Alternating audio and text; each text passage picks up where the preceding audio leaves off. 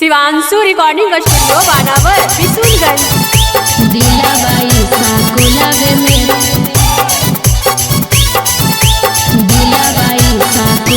में mix boy मनी आर्या। दिलाबाई साकुलावे में मास्टरवे भीरी मांगो है।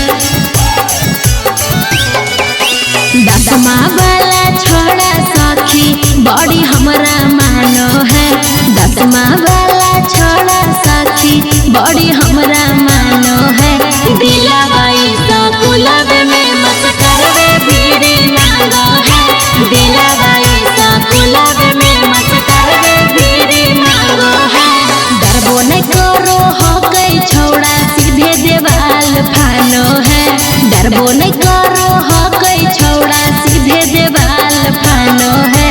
दिलाबाई साकुलावे में मास्टरवे भीरी मांगो है। दिलाबाई साकुलावे में मास्टरवे भीरी मांगो है। दिलाबाई साकुलावे में दिलाबाई साकुलावे में दिलाबाई साकुलावे में मास्टरवे भीरी मांगो है। मास्टरवे भीरी मांगो है।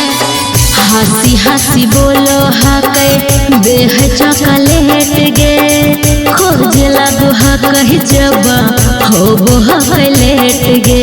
ए सखी आई सुना हंसी हंसी बोलो हके देह चॉकलेट गे खोजला दुहा कह जब हो हलेट गे। दिला के बतिया सुनेंगे सखिया सब छोड़ा जानो है। दिला के बतिया सुनेंगे सखिया सब छोड़ा जानो है। दिलाबाई साकुलावे में मास्टरवे भीरी मांगो है। दिलाबाई साकुलावे में मास्टरवे भीरी मांगो है। दिलाबाई साकुलावे में दिलाबाई साकुलावे में दिलाबाई साकुलावे में मास्टरवे भीरी मांगो है।